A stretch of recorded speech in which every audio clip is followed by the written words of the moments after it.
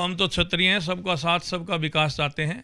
मैं कोई सीएम की मांग नहीं कर रहा, हम हमारी हक और अधिकार की जो मांगे हैं उनकी मांग कर रहे हैं। पर ये ज़रूर बता दूं, अब की बार राजनीतिक जो भी पार्टी आएगी पर राजपूतों के गलियारे से ही होकर के उसको गुजरना पड़ेगा। मांग है वो सरकार को माननी पड़ेगी। ये तो क्षत्रियों का दिल था जो खोल करके सरकारों को सिलेंडर कर दी।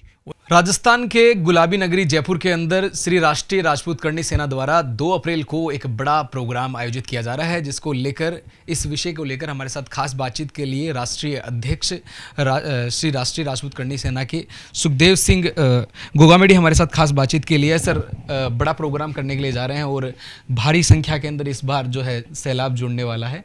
किन मांगों को लेकर ये प्रोग्राम करने जा रहे हैं और इसमें क्या विशेष मांग रहने वाली है? देखो, 2 अप्रैल को केसरिया महापंचायत हो रही है जयपुर के विद्याधर नगर स्टेडियम में। इसमें हमारी प्रमुखता से मांगे हैं सरकार से कि क्षत्रिय राजपूत जन कल्याण बोर्ड बनाया जाए। इसके अलावा ईडब्ल्यूएस जो आरक्षण दिया गया है वो 10% से बढ़ाकर 14% किया जाए। इसके अलावा ईडब्ल्यूएस के अंदर पंचायती चुनाव और नगर निगम चुनाव में आरक्षण दिया जाए। इसके अलावा ईडब्ल्यूएस धारियों को आयु में छूट दी जाए और अन्य जो फीस है, वजीफा है, उसमें छूट दी जाए। इसके अलावा केंद्र की भर्तियों में ज़मीन मकान प्लाट की शर्त हटाई जाए, राजस्थान की तर्ज पर इसका सरलीकरण किया जाए। किसी की भी शादी हो जाती है तो लड़की के पिताजी की भी आय जोड़ी जाती है और पति की भी आय जोड़ी जाती है। जिसकी शादी होकर के वो आ गई उसके पिता की आय नहीं जोड़ी जाए, खाली पति की ही आय जोड़ी जाए, पत्नी की नहीं जोड़ी जाए। ये हमारी प्रमुखता से मांगे हैं। इसके अलावा हम चाहते हैं कि क्षत्रियों को पूरा राजनीति में प्रतिनिधित्व मिले। आज हम राजस्थान के अंदर 1,35,00,000 हैं। अगर सरकार को कोई शक है तो जातीय जनगणना करवा ले, जिसकी जितनी हिस्सेदारी उतनी उसकी भागीदारी दें, कोई दिक्कत नहीं हमें। सर, इसका नाम रखा आपने केसरिया महापंचायत, क्या संदेश देना चाहते हैं इससे केसरिया महापंचायत से? केसरिया सूरवीरता की निशानी है। भारतीय तिरंगा के अंदर ऊपर ही ऊपर उसको स्थान मिला हुआ है और केसरिया बाना राजपूतों के अंदर कहा गया है। जब केसरिया बाना पहन लेते थे तो आर पार ही लड़ते थे, इसलिए इसको केसरिया महापंचायत नाम दिया गया है। पहले जो है इससे पहले जाट समाज द्वारा ये ऐसी पंचायत की गई, इतनी बड़ी संख्या के अंदर, जहाँ पर जयपुर के विद्याधर स्टेडियम में भीड़ एकत्रित हुई, फिर ब्राह्मण समाज द्वारा और अब राजपूत समाज द्वारा ऐसी बड़ी सभा की जा रही है। तो सर, क्या रीत चल रही है या फिर अपनी मांगों को रखने के लिए तवज्जो के हिसाब से, जातिवाद के हिसाब से ये मांगे रखी जा रही है? देखो, ये मुद्दे और मांगों को लेकर के हम लोग इकट्ठे हो रहे हैं। हम कोई यहाँ ताकत शक्ति प्रदर्शन नहीं कर रहे। हम हमारे मुद्दों को लेकर के, हम हमारे हक और अधिकार की लड़ाई लड़ने के लिए 2 अप्रैल को केसरिया महापंचायत कर रहे हैं।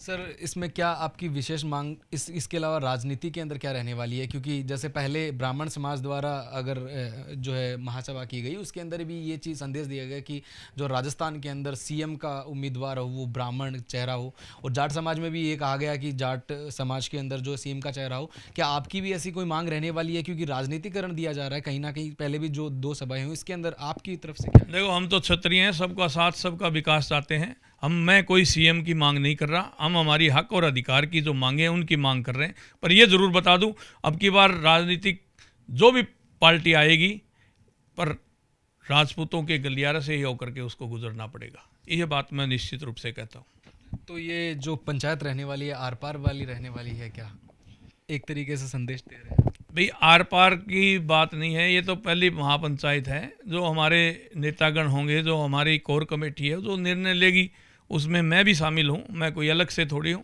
पर मांग है वो सरकार को माननी पड़ेगी, क्योंकि हमारे हक और अधिकार की मांग है। जब हमारे पूर्वजों ने 565 रियासतें इस देश को सौंपी थी, इन सरकारों को सौंपी थी, ये बड़े बड़े गढ़ है ना, जिनके ये 1500 रुपये, 1000 रुपये पर्यटकों से रसीद काटते हैं, ये सारी प्रॉपर्टियाँ 565 रियासतें हमारे पूर्वजों की थी। और उसके बाद लाखों बीघा ज़मीनें इनको दे दी गई। उसके बदले में क्या लिया? कुछ नहीं लिया ना। आज अडानी, अंबानी, मित्तल जैसे जो लोग हैं उनको कह दे भी आप अपनी प्रॉपर्टी सिलेंडर कर दो, भारत सरकार को दे दो, तो दे देंगे क्या वो? ये तो क्षत्रियों का दिल था जो खोल करके सरकारों को सिलेंडर कर दी। वो इसलिए कर दी थी कि पूरे देश के अंदर बराबरता हो। ये नहीं, इसलिए नहीं की थी कि गुजरात का कानून अलग हो, पंजाब का अलग हो, मध्य प्रदेश का अलग हो, दिल्ली का अलग हो, राजस्थान का अलग हो। हम ये चाहते हैं एक भारत एक कानून हो। हिंदुत्व की बात बहुत ज़्यादा होती है और करनी सेना के अंदर ये चीज़ें भी देखी गई है, तो आप किस तरह से देखते हैं कि हिंदुत्व के रूप में ये जो है महापंचायत आपकी होने वाली है, केसरिया महापंचायत, इसमें ये भी देखा जाएगा? भाई ये मुद्दे हैं, ये सवर्ण समाज के हैं, हिंदुओं के भी हैं, सवर्ण समाज के हैं। हम ये चाहते हैं, हिंदुत्व के ऊपर हमने एक मुद्दा रखा है, जितने भी साधु संत हैं उनको, उनके ऊपर अत्याचार अन्याय होता है तो उनको भी, जैसे वकीलों के लिए एक एक्ट कानून बनाया गया है, उसी तरह साधु संतों के लिए भी उनकी सुरक्षा के लिए एक एक्ट बनाया जाए। ये सरकार से हमने मांग रखी है।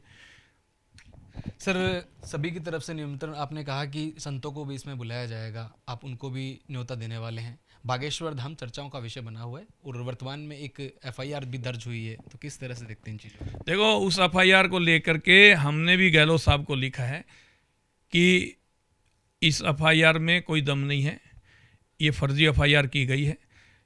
जो इस देश को बचाने के लिए, इस देश की सरहद को बचाने के लिए जिन्होंने बलिदान दिया, उन्होंने जीते जी कभी कोमलगढ़ पे किसी को कब्जा नहीं करने दिया, बाहरी ताकतों को। तो आज हम सरकार से, पहले भी मैंने मांग की थी, आज फिर मांग करता हूं कि कोमलगढ़ के अंदर जो अतिक्रमण हुआ है उसको मुक्त करवाया जाए। जो इन्होंने अतिक्रमण कर रखा है उनको सरकार, उनको पुनर्वास सरकार करे, उनको सरकार ज़मीन दे, मकान दे, सरकार का काम है। तो हम ये चाहते हैं कि ये एफआईआर है, इसमें ज़रूर एफआईआर लगेगी। साधु संत हैं, स्टेटमेंट देते रहते हैं। एक स्टेटमेंट के ऊपर तो राहुल साहब की सदस्यता चली गई, आपको पता होगा। उन्होंने स्टेटमेंट कोई गुजरात में नहीं दिया था, स्टेटमेंट दिया था कर्नाटक में, मुकदमा दर्ज हुआ गुजरात के सूरत में। तो ये तो सरकारों की सोची समझी साजिश और चाल होती है। अगर बागेश्वर धाम के गुरुजी ने कोई स्टेटमेंट दिया है, मध्य प्रदेश में दिया, तो मध्य प्रदेश में मुकदमा दर्ज होना चाहिए। यहाँ राजस्थान में आके मुकदमा दर्ज करने से क्या फ़ायदा? इसी तरह तो ये राहुल गांधी जी को इसी तरह तो चेपा गया है। स्टेटमेंट दिया कर्नाटक में, मुकदमा दर्ज होता है गुजरात के सूरत में, और तुरंत प्रभाव से सज़ा भी सुना दी जाती है और उनकी सदस्यता भी चली जाती है। तो ये तो सरकारों के हथकंडे हैं, ये चलते रहते हैं। पर हम ये चाहते हैं कि साधु संत, गाय, मंदिर, ये सब के सामूहिक होते हैं, ये पार्टियों में बंटे हुए नहीं होते, ना कांग्रेस के ना बीजेपी के, ये पूरे हिंदुस्तानियों के बंटे हुए हैं और हिंदुस्तानी श्रद्धा रखते हैं। और ये सनातनी देश है, तो सनातन की परंपरा है, तो उसको निभाना चाहिए। बागेश्वर धाम के गुरुजी हैं, उनका मान सम्मान हमारे दिल में था, पहले भी है, आज भी है और आगे भी रहेगा। उनके लिए कोई आंदोलन खड़ा करना पड़ा तो वो भी हम करनी सैनिक करेंगे। केसरिया महापंचायत के थ्रू जो है राष्ट्रीय राजपूत करनी सेना है, एक जाजम पर सभी राजपूत एकत्रित होने का संदेश देंगे क्या? देखो, राजपूत तो हो ही रहे हैं, उसके साथ साथ जो पीड़ित हैं, शोषित हैं, सवर्ण समाज के लोग हैं, वो लोग भी यहाँ आ रहे हैं। ये खाली केसरिया महापंचायत राजपूत समाज की मांगों के लिए नहीं है, ये सवर्ण समाज की मांगों के लिए। ईडब्ल्यूएस है, वो 14 जातियों को मिला हुआ है, खाली राजपूतों को नहीं मिला हुआ है। सबके हक और अधिकार की बात हम लोग कर रहे हैं, उनकी लड़ाई हम लोग लड़ रहे हैं, तो उनको भी आना चाहिए ना सिर गिनाने के लिए। आज माथा कटाने का समय नहीं, गिनाने का समय है। तो यहाँ 2 अप्रैल को विद्याधर नगर स्टेडियम में आकर के सभी को अपना भागीदारी निभानी चाहिए। खुद के लिए हम लड़ाई, ये खुद के लिए नहीं लड़ रहे, हम आने वाले युवा भाई और बहनों के लिए लड़ रहे हैं, हम आने वाली युवा पीढ़ी के लिए लड़ाई लड़ रहे हैं, ताकि उनका जो मान सम्मान है वो इस देश के अंदर कम ना हो, ये देश छोड़ करके बाहर सेटल ना होना पड़े। आज 98 नंबर, 90% नंबर, 95% नंबर लेकर के भी हमारे भाई और बहन भटकते रहते हैं, तो क्या करें? इसलिए उनकी लड़ाई हम लोग लड़ रहे हैं। वो कल को ये ना कहे कि हमारे काका बाबा ताऊ निकम्मे थे जो हमारी लड़ाई नहीं लड़ी। तो इसलिए हम आने वाली युवा पीढ़ी के लिए लड़ाई लड़ रहे हैं। हम लोगों ने श्री राष्ट्रीय राजपूत करनी सेना के नेतृत्व में आर्थिक आधार पर आरक्षण की लड़ाई लड़ी, सवर्ण आर्थिक पिछड़ों के लिए। आपने देखा 10% मिल गया, तो क्या वो अकेले राजपूतों को मिला है? 14 जातियों को मिला है। 14 जातियों को मिला, 14 जातियाँ उसमें बेनिफिट ले रही। तो हम ये चाहते हैं, हम सब के लिए पहले भी हमारे पूर्वज लड़े, पर इन सरकारों ने और इन फिल्मी लोगों ने हमारे को हर तरह से कमज़ोर कर दिया। तो हम ये चाहते हैं एक बार क्षत्रिय फिर मजबूत हो।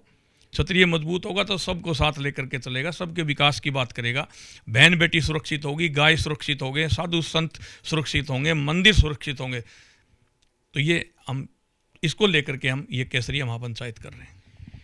तो ये थे राष्ट्रीय राजपूत करनी सेना के राष्ट्रीय अध्यक्ष सुखदेव सिंह गोगामेडी। 2 अप्रैल को बड़ी महापंचायत होने वाली है, केसरिया महापंचायत इसका नाम दिया है। सभी लोग यहाँ पर एकत्रित होंगे। जयपुर के विद्याधर नगर स्टेडियम में मुलाकात वहीं होगी। देखेंगे कि किन विभिन्न मांगों को लेकर ये जो सैलाब उबरने वाला है, इसके अंदर सरकार बात मानती है या नहीं। मुलाकात वहीं होगी। कैमरा सहयोगी लव कुमार के साथ मैं दीपक कुमार, नवतेज टीवी, जयपुर। देश और दुनिया की हर बड़ी खबर के लिए सब्सक्राइब करें नवतेज टीवी और पल पल के अपडेट्स के लिए बेल आइकन को दबाना ना भूलें, क्योंकि आपकी खबरों का भरोसेमंद साथी है नवतेज टीवी।